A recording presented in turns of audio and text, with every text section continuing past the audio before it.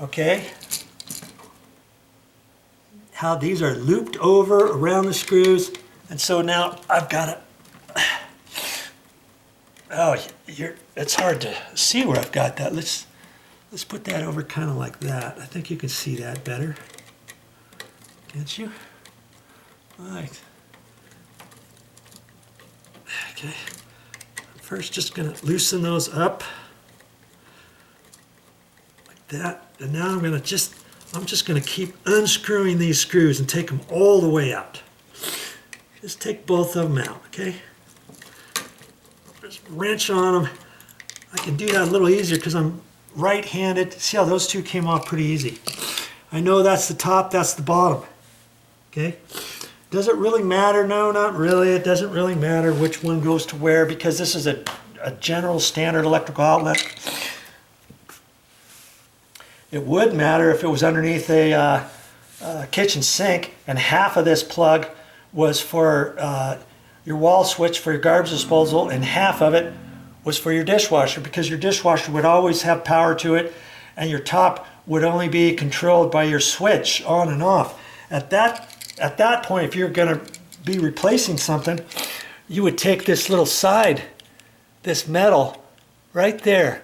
You would take that with needle nose, bend that back and forth because it's just a little thing right there connecting this bottom screw to the top screw. See, you break that off, and now you can have power just to the bottom, and you can have the top controlled by a switch, or the top just with power, and the bottom controlled by a switch. However you do your wiring.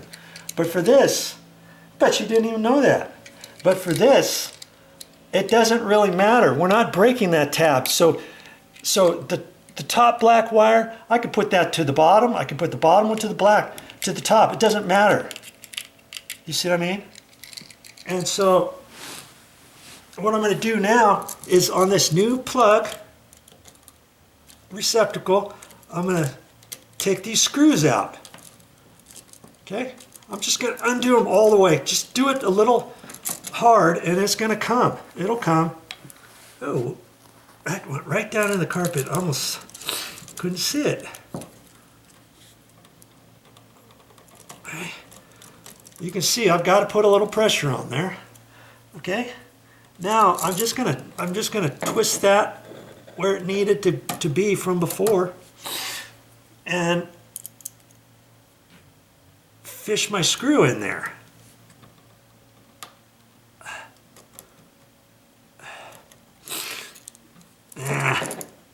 That's got to be, oh yeah, okay. It's got to be over a little bit more. If this was around far further, and if you don't want to mess with taking it out and getting these out and twisting it and getting it back together, this is how you're going to do it. See, and I've got to. I'm having a hard time holding this and getting it over and everything. This little screwdriver happens to be kind of magnetic on the tip, but it's still, you just kind of hold your mouth just right and eventually you'll get it. See? And if this is long enough, and if it doesn't look like the last person pinched together, if you can get something in there, needle nose, whatever, you can kind of pinch it just a hair and say, because it's somebody else's, and because I don't want to undo the loop and redo the loop and make it longer and cut off some of the rubber, I'll just tighten it up right there, see? And I don't have to mess with it at all, right? Now I can do that with the top one. See how we know exactly where it goes. We didn't have to untwist the wire, do anything. If you want to take the screws out all the way and then fish the screws back in. And like I say, it's going to take you a few minutes to do it. Just be patient.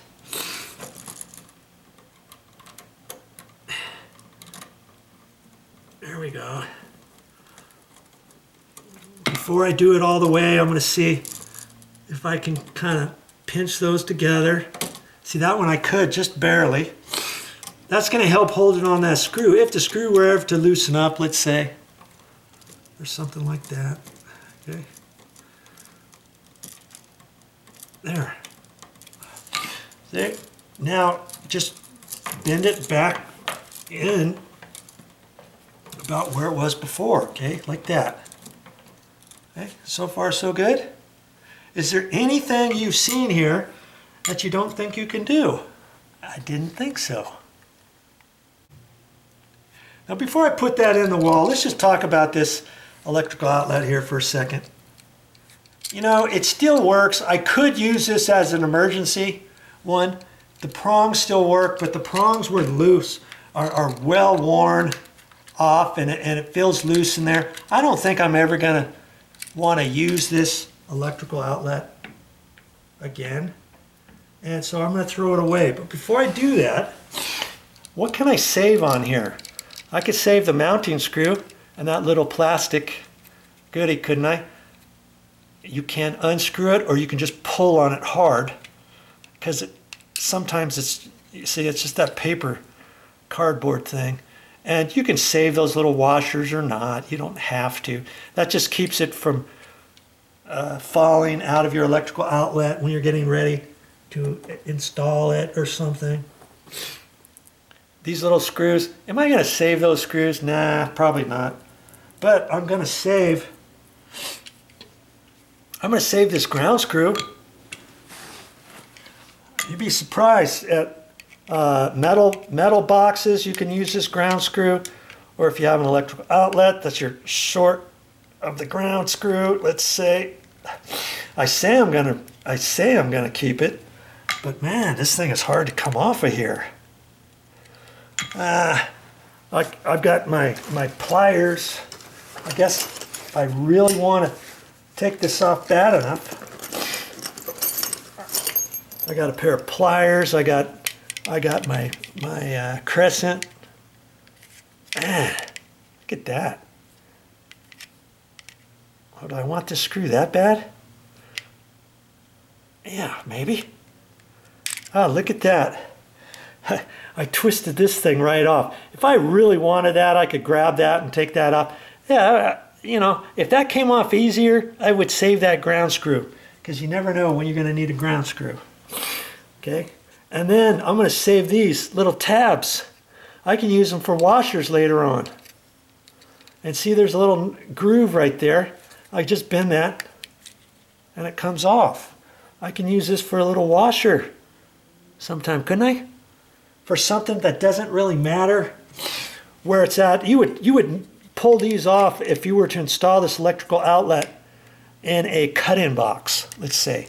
You would take these tabs off, these little wings, and then you would install this into your plastic box, which your plastic box is going to be on the outside, a cut-in box, and it's got a groove right there, and then this shoves into the groove in the box. And then you can screw that down tight so your cover plate doesn't hit the wall. If you were to screw this on top of the plastic box, this sticks out of the wall further, and then your cover plate sometimes doesn't hit the wall nice. You see what I mean? I can just use these. I've used these. I can't tell you how many times I've used that little thing as a washer. A washer that you're never going to see, to shim something out, or you just need an extra little washer for something. And I think, hey, I know, I'll use this. I just throw that in my nail bag. Okay. Now, kaboom, I'm throwing that away. I'm throwing away my ground screw on that. I'm throwing away all these other little screws. Okay? I don't need that anymore. I'm keeping those two mounting screws, and I'm keeping the washers. Okay? Recycle whenever you can. All right? That's what I do. All right. Let's put this back in the box now. Okay. This one's pretty easy because there's no wire nuts down in there and all that. If there were wire nuts down there, if I had to push this and wedge it back in, I might actually take these mounting screws out so that I can push this straight in there But because I've got some room and this box is not flush with the sheetrock. You know what it almost looks like? It looks like they didn't cut the sheetrock out beyond the plastic box initially, and the box is pushed in there cattywampus. Here's the edge of the box here. It's indented into the wall by about, I don't know, 1/4 inch. But on this side, it's indented over 1/2 inch because they didn't cut this out. If I were to cut this out further beyond the plastic box, I could reach in there with some needle nose and pull on that and re-wedge it. I don't have to do that. But I'm just saying, if I needed more room to push this in, because I want these wires pushed in there nice and snug, so I know that when I push the screws in there into the hole, it's going to suck it up nice without it hitting anything. Okay? I don't want these screws, I don't want this to hit anything on the back. These screws could strip out of the plastic box or anything like that. So now I get this lined up, make sure it's good. Now I can put it in that. See, I don't have much threads to work with here. Wow, that one's almost tight. I might have to. I should probably take that bottom screw out and put a sheetrock drywall screw in there, coarse threaded 1 1/4 inch. I've got some. And see, this one, once I get the screw in, it's only going to go in a little short while. And it could strip out. I'm kind of surprised that this bottom one wasn't stripped out of the last one. The threads are barely reaching the box because, like I say, the box is pushed in there at an angle. It's already 5/8, 1/2 inch in there. These screws are 3/4 or so long, and so I'm going to use a regular drywall screw for the bottom one, so that I know that it's going to get stuck in there nice. See, this screw isn't that long, is it? 3/4 inch, maybe a little bit more. Okay, so I'm gonna find one of those drywall screws, and I'll be right back. All right, I found. This is an 1 1/4 inch coarse threaded drywall screw. And did you know you can use those for your mounting screws for electrical outlet? Yeah, you can. Okay. I'm gonna put the regular mounting screw for the top. See, it's only about 3/8 inch long. That's gonna fit in there, but it appears to be holding okay.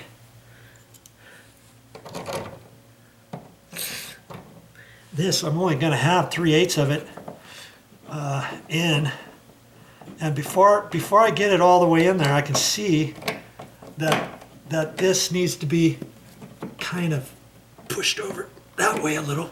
I want this to come straight out of the wall, nice and straight, so that when I put the cover plate back on,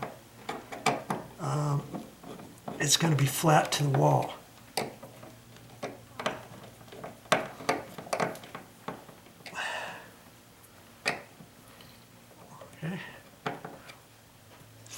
And I'm looking at the black bits, my felt tip pin that I had on there from before. And that looks pretty close to where it was. This thing is nice and straight, so when I put the cover plate on, it should be nice and flush on here. If it's not nice and flush all the way around, then you'll know that it's not pushed into the wall straight, see? Okay. It looks all nice.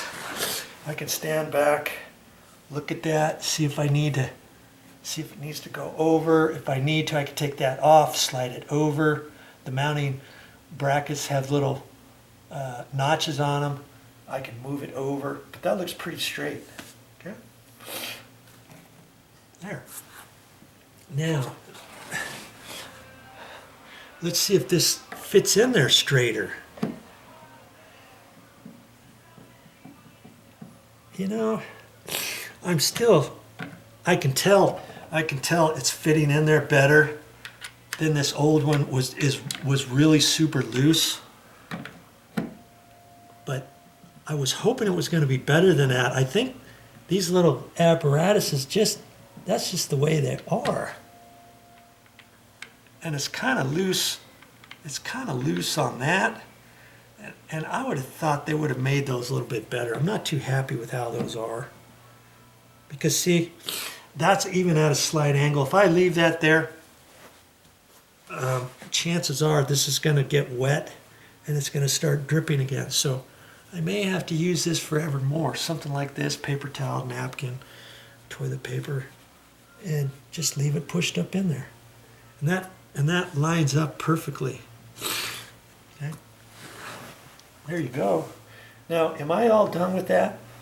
Not just yet. I've got to turn the breaker back on and make sure it works. Okay, I've got the breaker back on. You always want to check your breaker. Make sure the power is on before you call your project good. You don't want to walk away from this and make the assumption. And plus, when you turn your breaker back on, if your breaker trips, then you know maybe you did something wrong in your electrical junction box. Maybe one of your wires got loose if you're poking them into the back or something like that. See there? It's on. I know it's working. And I'm going to call that good. And speaking of breakers, if your breaker trips, then you're going to have to pull this apart and figure it out, try it again, and then when you get ready to turn your breaker back on, did you know on a tripped breaker you have to turn your breaker off, then turn it back on all the way. And if you try to turn it back on all the way, and if it trips again, that tells you you're still something's going on with your work. Okay. Finally, once you get done, you turn your breaker on and the breaker does not trip. You know you probably got it, but then still walk back here, put your tester back in there and check it out before you call it good. Then do some cleanup. You're not done until everything gets put back away. Well, that's all I got for this time. But I'll be back with more videos. And hey, I know you're just a beginner, and if you want to watch more of my electrical videos or any videos I have, I got all kinds of stuff to save you money around the house on how-to projects and repairs. Scroll down to electrical and any other electrical things. You can peruse my videos, see what types of things I have, in case you're looking like, oh yeah, I want to replace a regular light switch and put a dimmer light switch in there, or a lit dimmer switch, or a three-way dimmer switch instead of a regular dimmer switch, or a light fixture, whatever it is. Look on those and I might just have what you're looking for. And if I can do it, you can do it. Save your money. Check out my videos and start saving money around the house. See you next time.